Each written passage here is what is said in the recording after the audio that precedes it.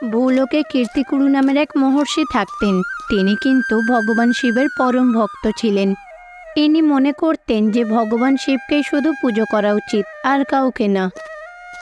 এই সাধু বাবা কিন্তু ভগবান শিবের পরিবারের কাউকেই পুজো করতেন না। তিনি শুধুমাত্র ভগবান শিবকেই পুজো করতেন। হে মহাদেব শিব, আমি আপনার খুব বড় ভক্ত। আপনার নাম না নিলে আমার দিন কাটে না। আপনার পুজো না করলে আমার পেটের ভাত হজম হয় না ভগবান।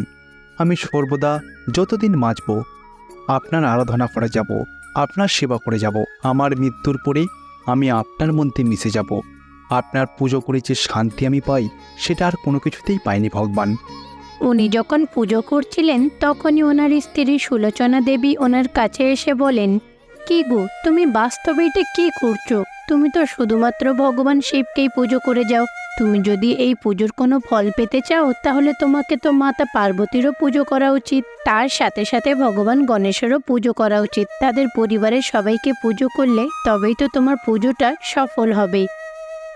আরে সুলোচনা, আমি সব কিছুই জানি। আমার মন শুধুমাত্র ভগবান শিবকেই পুজো করতে চাই। অন্য কোনো দেবদেবীর উপরে আমার মন বসে না।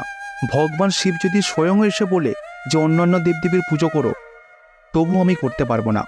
সত্যি কথা বলতে গেলে সুলোচনা, অন্যান্য দেবদেবীর পুজো করতে আমার একদমই ভালো লাগে না। এই রকম বলে ওই সাধু বাবা আবার ভগবান শিবের পুজো করতে লাগলেন। কৈলাসে বসে মাতা পার্বতী আর ভগবান সবকিছুই দেখছিলেন। গণেশ কার্তিকও কিন্তু এইগুলো দেখছিলেন। ওই ঋষিমণির আমার প্রতি অসীম ভক্তি, এটা খুবই ভালো কথা। কিন্তু উনি কবে বুঝতে পারবেন যে আমি এবং আমার পরিবার কখনোই আলাদা নয়? আমার সাথে সাথে আমার পরিবারেরও পুজো করা খুবই আবশ্যক, খুবই গুরুত্বপূর্ণ। এটা কেন তারা বুঝতে চায় না? হ্যাঁ মহাদেব, ভূলোকে এখনো এমন ভক্তরা রয়েছে যারা শুধুমাত্র পুরুষ দেবতাদেরকেই পুজো করে যায়। ওনাদের কাছে দেবীদের পুজো করা কোনো গুরুত্বপূর্ণ বলে মনে হয় না। কিন্তু ভগবান গণেশকে তো অন্তত পুজো করাই উচিত। ওনারা মহিলা দেবীদের ভরসা করেন না। ওনাদের এই ভুল ভাঙতেই হবে। এইভাবে মাতা পার্বতী আর ভগবান শিব যখন কথা বলছিলেন তখনই ভূলোকে থাকা ওই সাধু বাবার মাথায় একটা বুদ্ধি এলো। আরে সুলোচনা, আমি চিন্তা করছিলাম এই সোমবার ভগবান শিবের নামে একটা যজ্ঞের অনুষ্ঠান করব। তো তুমি এই বিষয়তে কি বলো? অনুষ্ঠানটা করলে কেমন হবে? ও, তুমি চাও ভগবান শিব বাস্তবে যাতে আমাদের আশ্রমে আসুক, যিনি কৈলাসে বসে আছেন, তাই না? আরে সুলোচনা, তুমি তো জানোই আমি ভগবান শিবের কত বড় ভক্ত। আমি যদি ওনাকে কৈলাসে গিয়ে নিমন্ত্রণ করি, উনি অবশ্যই আসবে, এটা আমার বিশ্বাস। আমার অন্যান্য শিষ্যদেরকে নিয়ে যজ্ঞের ব্যবস্থা শুরু করতে বলো। আমি এক্ষুনি কৈলাসে যাচ্ছি, ভগবান শিবকে ডেকে আনছি। এই রকম বলে ওই সাধু বাবা তখন কৈলাসে যাবেন বলে বেরিয়ে পড়েন। অনেকটা পথ যাত্রা করার পরে তিনি সোজা কৈলাসে চলে যান। অন্যদিকে গণেশ আর কার্তিক দুজনেই কৈলাসের বাইরে খেলা করছিলেন। আরে, আপনি কে? এর আগে তো কৈলাসে কোনোদিন দেখিনি। বলুন না, আপনি কোন আশ্রমে সাধু বাবা? বলুন না। আমি হচ্ছি ভগবান শিবের খুব বড় ভক্ত। আমার নাম হচ্ছে কীর্তিকুটু। আমি আমার সমস্ত শিষ্যদেরকে নিয়ে একটা যজ্ঞের আয়োজন করেছি। সেই জন্যে আমি ভগবান শিবকে নিমন্ত্রণ দিতে এসেছি। দয়া করে আমাকে ভেতরে যেতে দিন। আমি ভগবান শিবের সাথে দেখা করতে চাই। ও আচ্ছা, তাহলে এক কাজ করুন। ইনি হলেন গণেশ, আমার বড় দাদা, পরম পূজনীয়। আপনি সবার আগে ওনাকে প্রণাম করুন, তারপরে কৈলাসে প্রবেশ করুন। আমি কি বললাম বুঝতে পেরেছেন? যদি আমার প্রাণও চলে যায় তাতেও কোনো যায় আসে না। আমি ভগবান শিবকে ছাড়া আর কাউকে প্রণাম করতে পারবো না। এই রকম বলে কীর্তিকুরু ভেতরে চলে গেলেন। উনি তারপরে মহাদেবের কাছে যান। মহাদেবের পাশেই ঠিক মাতা পার্বতীও বসেছিলেন। কিন্তু তা সত্ত্বেও এই কীর্তিকুরু শুধু ভগবান শিবকেই প্রণাম করলেন। হে মহাদেব, আপনাকে নমস্কার। এখানে এসে আপনার দর্শন পেয়ে আমি খুবই খুশি। কী ব্যাপার কীর্তিকুটু, তুমি হঠাৎ করে এখানে কি মনে করে? স্বামী, আমি পৃথিবীতে আমার আশ্রমে একটা যজ্ঞের অনুষ্ঠান আয়োজন করতে চলেছি। স্বামী, আপনাকে ওই যজ্ঞতে কিন্তু অবশ্যই আসতে হবে। দেখো কীর্তিকাটু, আমি কিন্তু যেতে পারবো না, কারণ কৈলাসে আমার গুরুত্বপূর্ণ কাজ আছে। প্লিজ তুমি কিছু মনে করো না। দেখুন স্বামী, আমি আমার স্ত্রী এবং আমার সমস্ত শিষ্যদেরকে বলে এসেছি আমি আপনাকে সঙ্গে করে আমার আশ্রমেতে নিয়ে যাব। এখন যদি আপনি না যান তাহলে আমার কোনো মান সম্মান ইজ্জত বলে কিছুই থাকবে না। আপনি বোঝার চেষ্টা করুন, সবাই তো আমাকে লুজার ভাববে। দয়া করে স্বামী, আমার আশ্রমে আমার সম্মানটুকু অবশ্যই রাখার চেষ্টা করবেন, না হলে সবাই আমাকে নিয়ে হাসাহাসি করবে, ঠাট্টা করবে। দয়া করে আমার নিমন্ত্রণটাকে স্বীকার করুন স্বামী। এই রকম বলে কীর্তিকুরু ভগবান শিবের সামনে কান্না করতে লাগলেন। আরে আরে ঋষিমণি, আপনি এইভাবে কাঁদছেন কেন? আপনি তো খুবই ভালো করে জানেন আমার একটা কৈলাসে পরিবার আছে, আমরা সব পরিবারে মিলে থাকি। আমাকে আপনি বড় করছেন আর আমার পরিবারের লোকদেরকে আপনি ছোট করছেন। আমি আমার গোটা পরিবারকে ছাড়া কোনো জায়গাতে নিমন্ত্রণে যাই না। আপনি যদি আমার গোটা পরিবারকে নিমন্ত্রণ করেন তাহলে আমি আপনার আশ্রমেতে যাওয়ার চেষ্টা করব। কিন্তু মহাদেব শিব, আমি শুধুমাত্র আপনাকে নিমন্ত্রণ করছি। আপনি যদি চান যে আপনার গোটা পরিবার সহ আমার আশ্রমে আসবেন, এতে আমার কোনো আপত্তি নেই, আপনি আসতে পারেন। দেখুন মহর্ষি, আপনি বোঝার চেষ্টা করুন। দেখুন, ভগবান শিবের কিন্তু দুই প্রকার পরিবার রয়েছে। একটা হলো এই কৈলাসবাসী, যেমন গণেশ, কার্তিক, নন্দী, আমি আরও সকলেরা। আর একটা হলো পুরো পৃথিবীর লোকেরা। এবারে তুমি বলো, মহাদেব শিব কোন পরিবারের সঙ্গে তোমার আশ্রমে যাবেন? দেবী পার্বতীর এমন কথা শুনে ওই মহর্ষি তখন মনে মনে ভাবেন, মাতা পার্বতী, ভগবান শিব কি গোটা পরিবার সহ আমার আশ্রমে আসবে নাকি? সবাই যদি আমার আশ্রমেতে আসে তাহলে তো আমার সমস্ত অর্থ শেষ হয়ে যাবে। যদি ভগবান শিব নিজের পরিবার সহ কৈলাসবাসীকে নিয়ে আসে তাহলে তাদের সবাইকে আমি পেট ভরে খাবার খাওয়াতে পারবো, কিন্তু গোটা পৃথিবীর লোকেদেরকে আমি কিভাবে খাবার খাওয়াবো? উনি তখন এইভাবে মনে মনে ভাবেন। তারপরে সবকিছু চিন্তা ভাবনা করে মহাদেবকে বলেন, স্বামী, আপনি যদি না আসতে চান তাতে কোনো ব্যাপার না, ঠিক আছে। আপনি তাহলে আপনার পরিবারের কোনো সদস্যকে পাঠিয়ে দিন, আমি তাহলে তাকে নিয়ে আমার যজ্ঞ সম্পন্ন করব। আপনি যেটা বলছেন সেটা শুনে ভালো লাগলো। দেখুন, আমার কিন্তু কৈলাসে খুবই গুরুত্বপূর্ণ একটা কাজ আছে, আর দেবী পার্বতী আমাকে ছাড়া উনি কোথাও যান না। আর কার্তিক মার্শাল আর্টের প্র্যাকটিস করবে, কিন্তু সম্পূর্ণরূপে গণেশ কিন্তু ফাঁকা আছে। আপনি যদি চান আমার জ্যৈষ্ঠ পুত্র গণেশকে আপনার আশ্রমেতে নিয়ে যেতে পারেন। আমার পুত্র গণেশ যা খেতে চাইবে আপনি তাকে পেট ভরে খাওয়াবেন, কারণ গণেশ হচ্ছে খুবই খাদ্যরসিক। গণেশের কিন্তু খিদে অবশ্যই মেটাবে, নালে কিন্তু মুশকিল হয়ে যাবে। ভগবান শিবের এমন কথা শুনে তিনি তখন মনে মনে ভাবলেন, আমার আশ্রমেতে এটুকু একটা বাচ্চা ছেলে যাবে, এ আর কতই বা খাবে? 2-3 গাল খাবার পরেই ওর পেট ভরে যাবে আর খেতে পারবে না। আমার স্ত্রী যখন রান্না চাপাবে তখনই গণেশকে নিয়ে গেলেই হবে। এইভাবে তিনি মনে মনে ভাবলেন। তারপরে মহাদেবকে বলেন, ঠিক আছে মহাদেব, আপনি চিন্তা করবেন না, আমি আপনার পুত্র গণেশকে নিয়ে যাচ্ছি আমার আশ্রমেতে। ও আমার আশ্রমেতে গিয়ে যা খেতে চাইবে আমি ওকে তাই খাওয়াবো। এই রকম বলে কীর্তিকুরু নিজের সঙ্গে গণেশকে আশ্রমে নিয়ে যান। গণেশের আগমন দেখে সব লোকেরা ভীষণ আনন্দ হলেন। এইদিকে সুলোচনা দেবীও ভগবান গণেশকে দেখে অনেক খুশি হলেন। তিনি সঙ্গে সঙ্গে ওনার চরণ ছুঁয়ে প্রণাম করতে লাগলেন। আরে সুলোচনা, তুমি কি পাগল হয়ে গেলে? তুমি ওইভাবে ওকে প্রণাম করছো কেন? এ তো গণেশ, এটুকু একটা বাচ্চা ছেলে। শুধুমাত্র ভগবান শিবেরই পুজো করা উচিত, আর কারণ না, বুঝেছো? আরে, উনি যে হলেন মহান ভগবান শিবের পুত্র, এনার কাছেও অনেক জ্ঞান আর শক্তি রয়েছে।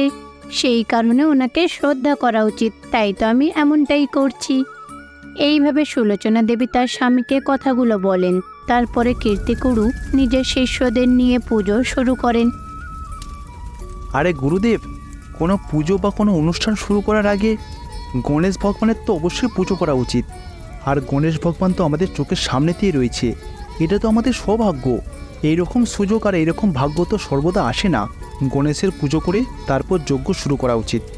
আরে শিষ্য, আমি তোমাদেরকে কতবার বলেছি আমি ভগবান শিবের ছাড়া আর কারও পুজো করি না। ও তো ভগবান শিবেরই পুত্র গণেশ, ও তো কোনো ভগবান না। শুধু শুধু ওর পুজো করে সময় নষ্ট করে লাভ নেই।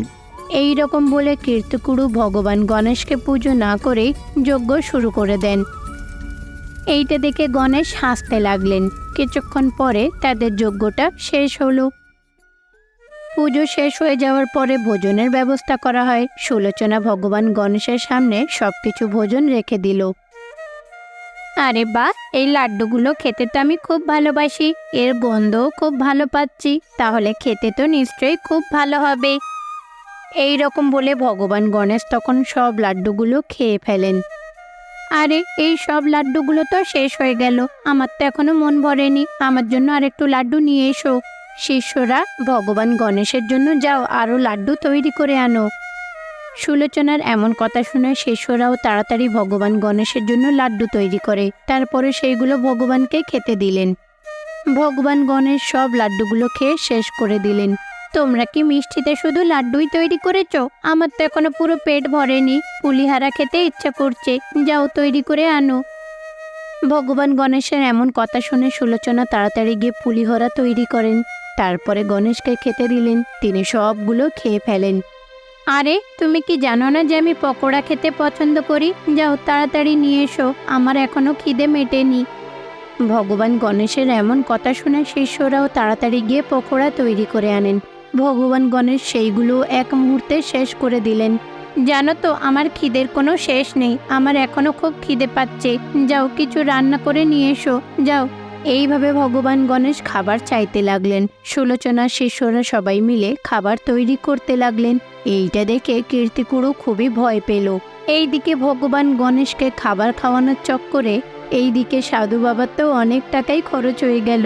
আর এইদিকে ভগবান গণেশ যতই খাচ্ছে তাতেও কিন্তু ওনার পেট ভরছে না, তিনি আরও কিছু খেতে চান। মাতা পার্বতী, আমরা ভগবান গণেশকে যতই খাবার খাওয়াচ্ছি না কেন উনি সন্তুষ্ট হচ্ছেন না, উনি আপনার হাতে খাবার খেয়ে সন্তুষ্ট হবেন, দয়া করে আপনি এখানে আসুন। সুলোচনার এমন প্রার্থনা শুনে মাতা পার্বতী স্বয়ং ওই আশ্রমে চলে আসেন। তারপরে তিনি সেখানে এসে ভগবান গণেশকে নিজের হাতে করে একটা লাড্ডু খাওয়ালেন। তাতেই ভগবান গণেশের খিদে সন্তুষ্ট হলো। হে দেবী মা, আমি আমার ভুল বুঝতে পেরেছি, আমি আপনার মহিমা সম্পর্কে বুঝতে পেরেছি। এতদিন ধরে শুধুমাত্র আমি ভগবান মহাদেবের পুজো করে আসছিলাম, এখন আমি বুঝতে পারছি আপনিই ওনার শক্তি। পারলে আমাকে ক্ষমা করে দিন, আপনি সমস্ত দেবীর রানী, আপনি সর্বোত্তম। বিনায়ক, পারলে আপনিও আমাকে ক্ষমা করে দেবেন। এইভাবে ভগবান গণেশ নিজের ভোজনের মাধ্যমে কীর্তিকুড়ুকে জ্ঞান দিলেন। তারপরে মাতা পার্বতী আর ভগবান গণেশ কীর্তিকুড়ুকে আশীর্বাদ করে তারা সেখান থেকে চলে যান। এক গ্রামেতে বীরাইয়া নামের এক ব্যক্তি থাকতেন। তিনি খুবই গরিব ছিলেন, কিন্তু অত্যন্ত ভালো মনের মানুষ ছিলেন। তিনি আইসক্রিম বিক্রি করতেন। আইসক্রিম বিক্রি করে নিজের সংসার চালাতেন। বীরাইয়ার স্ত্রীর নাম ছিল কমলা। তাদের একটা ছোট্ট মেয়ে ছিল, তার নাম ছিল ললিতা। বীরাইয়া সবসময় চাইতো তার মেয়ে ললিতাকে ভালো করে লেখাপড়া শেখাবে। নিজের বাবার এত কঠোর পরিশ্রমকে দেখে ললিতাও কিন্তু স্কুলে গিয়ে ভালো করে পড়াশোনা করত। কমলা বাড়িতে থেকে আইসক্রিম তৈরি করে তার স্বামীকে সাহায্য করত। কমলা, তোমাকে আরও বেশি পরিশ্রম করতে হবে, কারণ গ্রীষ্মকাল পড়ে গেছে। তুমি তো জানোই গ্রীষ্মকালে আইসক্রিম বেশি বিক্রি হয়। আমরা দুজন স্বামী স্ত্রী যদি কঠোর পরিশ্রম করে গরমেতে আইসক্রিম তৈরি করে বিক্রি করতে পারি, অনেক টাকা উপার্জন করতে পারবো। তুমি তো জানো সারা মাস আমরা উপার্জন করতে পারি না, এই গ্রীষ্মকালে যতটা সম্ভব আমাদেরকে উপার্জন করে নিতে হবে। হ্যাঁ, তুমি ঠিকই বললে, আমরা যত অধিক পরিমাণ আইসক্রিম তৈরি করব আমাদের উপার্জনও তো বেশি হবে। হ্যাঁ, তুমি যেটা বলছো ঠিকই, কিন্তু বেশি করে যদি আইসক্রিম বানায় তার জন্য তো অনেক বেশি দুধ লাগবে। আইসক্রিম বানানোর জন্য প্রয়োজনীয় কত সামগ্রী লাগে, এই সব কিছু বাজার থেকে কিনে আনার জন্য তো আমাদের টাকা লাগবে। এত টাকা আমাদের কোথায়? আমি কি করতে পারি বলো? দেখো, এই গ্রীষ্মকাল যদি একবার চলে যায় না, আমাদের ব্যবসাটা কিন্তু আর ভালো চলবে না, কারণ এই গ্রীষ্মকালের পরেই তো বর্ষাকাল শুরু হয়ে যাবে। আর ওই সময় তো কেউ তো আইসক্রিম খায় না, তখন আমাদের ব্যবসাও ভালো চলবে না। শোনো না, আমার কাছে সোনার কানের দুল রয়েছে, সেইগুলো তুমি বিক্রি করে দাও, যা টাকা পাবে আইসক্রিমের সামগ্রীগুলো আনো, দেখবো কতটা পরিমাণ বিক্রি হয়, সেই অনুযায়ী পরের দিন তৈরি করব। এইভাবে কমলা তার সোনার কানের দুলটা বীরাইয়ার হাতে দিল। বীরাইয়া তারপরে বাজারে গিয়ে ওই দুলটা সোনার দোকানে বিক্রি করে কিছু টাকা নিল। তারপরে টাকাগুলো নিয়ে কমলা আর বীরাইয়া দুজনে বাজারে যায়। তারা বাজার থেকে গিয়ে যা যা জিনিস প্রয়োজন আইসক্রিম তৈরি করার জন্য সেইগুলো কিনে নিয়ে বাড়ি ফিরছিল। যখন তারা বাড়ি ফিরছিল তখনই সুজাতা নামের এক মহিলা তাদেরকে দেখতে পেল। এই সুজাতা কিন্তু কমলাদের বাড়ির ঠিক পাশেই থাকে। তিনি তখন কমলাদের পেছনে যেতে লাগলেন। সেখানে গিয়ে বলেন, আরে তোমরা এত সামগ্রী কিনে নিয়ে কোথায় যাচ্ছ? অনেক বেশি আইসক্রিম তৈরি করবে নাকি? আর তোমাদের গাড়িটা তো খুবই ছোট, আর এত যে আইসক্রিম তৈরি করবে সব বিক্রি হবে তো? হ্যাঁ সুজাতা বোন, তুমি ঠিকই বলেছ। আমরা তো আইসক্রিমই তৈরি করব। আসলে এই গরমের সময় সবাই তো খুব বেশি পছন্দ করে আইসক্রিম, তাই ভাবছি বেশি করে তৈরি করব। তাই বাজারে গিয়ে কিছু দরকারি জিনিস নিয়ে এলাম। কমলা কিন্তু এই রকম বলে সে তার স্বামীর সঙ্গে বাড়ির ভেতরে চলে গেল। এইদিকে সুজাতা এই কথা শুনে মনে মনে ভাবল, আরে ওরা এতগুলো জিনিসপত্র কিনেছে মানে তার মানে ওদের ব্যবসাটা ভালোই চলছে। এইভাবে চলতে থাকলে কিছুদিনের মধ্যেই তোরা খুব ধনী হয়ে যাবে। না না, ওদের ব্যবসাটাকে নষ্ট করতেই হবে। এইভাবে সুজাতা মনে মনে ভাবল কিভাবে তাদের ওই আইসক্রিমের ব্যবসাটাকে নষ্ট করা যায়। এইদিকে কিন্তু তারা দুজন স্বামী স্ত্রী গণেশ আর কার্তিক ভগবানের পরম ভক্ত ছিল। প্রত্যেক দিন আগে তাদের পুজো করত, তারপরে তারা আইসক্রিম তৈরির কাজে লেগে পড়ত। মা, তুমি প্রত্যেক দিন আগে গণেশ আর কার্তিক ভগবানের পুজো করো, তারপরে আইসক্রিম তৈরি করো কেন মা? এদের পুজো করে কি লাভ হয় মা? আসলে মা ললিতা, গণেশ আর কার্তিক দুজনেই কিন্তু আমার খুবই প্রিয়। আমি ছোট থেকেই এদের পুজো করে আসছি। আর তোমারও উচিত এদেরকে পুজো করা। এদেরকে পুজো করলে তোমার জীবনে যতই দুঃখ কষ্ট হোক না কেন, এরা কিন্তু রক্ষা করবেন তোমায়।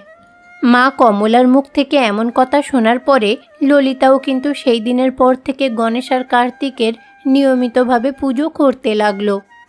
অন্যদিকে বীরাইয়া কমলা যে আইসক্রিমগুলো তৈরি করে দিত সেইগুলো আইসক্রিম গাড়িতে রেখে তারপরে বাজারে যেত বিক্রি করার জন্য। বীরাইয়া যখন আইসক্রিম বিক্রি করছিল তখনই বীরাইয়ার কাছে একটা ছোট্ট বাচ্চা ছেলে এলো। তার নাম ছিল রাজু। কাকা বাবু, এক কাপ আইসক্রিমের দাম কত? আরে বাবু, 20 টাকা মাত্র। খেতে কিন্তু খুবই টেস্টি। রাজু তারপরে বীরাইয়ার কাছ থেকে 1 কাপ আইসক্রিম কিনে নিল। তারপরে খেয়ে দেখলো এর স্বাদ তো খুবই ভালো। পরের দিন রাজু তার বন্ধুদেরকে নিয়ে বীরাইয়ার আইসক্রিম গাড়ির সামনে চলে এলো আইসক্রিম খাওয়ার জন্য। এইভাবে সব বাচ্চারা এসে কিন্তু বীরাইয়ার কাছ থেকে আইসক্রিম কিনে খেতে লাগলো। এই সব কিছু কিন্তু সুজাতা লক্ষ্য করে। আরে, এদের আইসক্রিমের ব্যবসাটা তো ভালোই চলছে। না না, আমার বসে থাকলে হবে না, কিছু একটা করতেই হবে। এই রকম ভেবে সুজাতা তখন গেল কমলার বাড়িতে ওর সাথে দেখা করার জন্য। গিয়ে দেখে বাড়ির সামনে ঠিক একটা বড় দুধের ক্যান রাখা রয়েছে। তখনই সুজাতা সুযোগ বুঝে সেই দুধের ক্যানটাকে ফেলে দিল। আরে কমলা, আমায় ক্ষমা করে দাও, আমি বুঝতেই পারিনি এর ভেতরে দুধ ছিল, আমি দেখতে পাইনি, আমায় ক্ষমা করে দাও। আচ্ছা সুজাতা বোন, তুমি এখানে কেন এসেছো? আরে কমলা, আমি একটু চিনি চাইতে এসেছিলাম। এইভাবে সুজাতা কমলার বাড়ি থেকে চিনি নিয়ে তারপরে নিজের বাড়িতে চলে যায়। নিজের বাড়িতে গিয়ে বিছানার ওপরে বসে হাসতে লাগলো। তারপরে সে বলতে লাগলো, হা হা হা, আজ আমি বেশ চালাকি করে মিথ্যেটা বললাম যে আমি চিনি আনতে এসেছিলাম। আমি তো ইচ্ছে করে ওদের ক্ষতি করতে গেছিলাম। কিভাবে ওই 20 লিটার দুধটা ফেলে দিলাম। এইভাবে প্রত্যেক দিন একটু একটু ক্ষতি করলেই চলবে। পরের দিন সকালবেলায় সুজাতা তার ছেলেকে নিয়ে বীরাইয়ার আইসক্রিমের দোকানে গেল। বাবা গিরি, শোন, তোর জন্য আজ আমি আইসক্রিম আনবো, কিন্তু আইসক্রিমটা খেয়ে তোকে কান্না করতে হবে। আর জোরে জোরে সবাইকে বলবি আইসক্রিমটা খেয়ে তোর পেটে খুব লাগছে। ঠিক আছে মা, তুমি যেরকম বলবে আমি সেরকমই করব। এই রকম বলে সুজাতা তখন তার ছেলেকে নিয়ে বীরাইয়ার আইসক্রিমের গাড়ির সামনে যায়। তারপরে একটা আইসক্রিম কিনে গিরিকে খেতে দিল। গিরি ওই আইসক্রিমটা খাওয়ার পরেই কান্নাকাটি শুরু করে দিল। মা, ও মা, আমার খুব পেট ব্যথা করছে গো। সকাল অবধি তো ঠিক ছিলাম, আইসক্রিম খাবার পরেই আমার পেটটা খুব ব্যথা করছে। এইভাবে গিরি জোরে জোরে কাঁদতে লাগলো। তার কান্না শুনে আশেপাশে অনেক লোকের ভিড় জমে যায়। আরে দিদি, কি হয়েছে? আপনার ছেলে কাঁদছে কেন? আরে দাদা, কী বলবো, সকাল থেকে ছেলেটা তো একদমই ঠিক ছিল, কিন্তু এখান থেকে আইসক্রিম কিনে খাওয়ার পরেই দেখুন না পেটে ব্যথা শুরু হয়ে গেল। দাদা, আপনারা কিন্তু এখান থেকে আইসক্রিম কিনবেন না, নাহলে আপনার বাচ্চাদের সাথেও এমনটা ঘটতে পারে, দেখছেন তো। এই রকম বলে সুজাতা তখন তার ছেলেকে নিয়ে সেখান থেকে চলে গেল। কিন্তু এইদিকে সুজাতার কথা শুনে গ্রামবাসীরা তখন বীরাইয়ার কাছ থেকে কেউ আর আইসক্রিম কিনলো না। বীরাইয়ার ব্যবসাটা খুব খারাপ চলতে লাগলো। জানো কমলা, কি হবে আমাদের? একদিকে তোমার সোনার জিনিস বন্ধক দিয়ে আইসক্রিমের ব্যবসা শুরু করলাম, এখনো পর্যন্ত হাফ ব্যবসাও হয়নি। দেখো, তার মধ্যে আমাদের এত লস হয়ে গেছে। অন্যদিকে সুজাতা আমাদের পেছনে লেগেছে। আমি তো বুঝতেই পারছি না হঠাৎ করে বাচ্চাটার পেটে ব্যথা করছিল কেন। এইভাবে বিরাইয়া খুব কষ্ট পেল। এইটা শুনে কমলারও মন খুব খারাপ হয়ে যায়। তারপরে কমলা ভগবান গণেশ আর কার্তিকের কাছে গিয়ে প্রার্থনা করতে লাগলো, হে প্রভু, আমরা কত কঠোর পরিশ্রম করে এই ব্যবসাটা করছি, কোনো দিন আইসক্রিমের কোনো কিছুতে আমরা ভেজাল কিছু মেশাইনি, কিন্তু বলছে আজ ওই আইসক্রিম খেয়ে নাকি বাচ্চাটার শরীর খারাপ করেছে। আমাদের ব্যবসাটা পুরো বন্ধ হয়ে গেছে, আমরা যদি কোনো দোষ না করে থাকি আমাদের সাহায্য করুন। এইভাবে কমলা ভগবান গণেশ আর কার্তিকের কাছে প্রার্থনা করতে লাগলো। পরের দিন সকালে কমলা আবার আইসক্রিম তৈরি করে দিল। বিরাইয়া সেইগুলো আইসক্রিম গাড়িতে ভরে নিয়ে বাজারের দিকে যেতে লাগলো বিক্রি করার জন্যে। অন্যদিকে গণেশ আর কার্তিক তাদের বাহনে করে ভুলোকে চলে আসেন। তারপরে তারা সাধারণ বাচ্চার রূপ ধারণ করে বিরাইয়ার আইসক্রিম গাড়ির সামনে এলো। আরে কাকাবাবু, আমি শুনেছি নাকি আপনার আইসক্রিম খেতে খুবই টেস্টি। আমাকে এখনই একটা দিন, আর আমার ভাইকে একটা দিন। ততক্ষণেই সেখান থেকে সুজাতা যাচ্ছিল।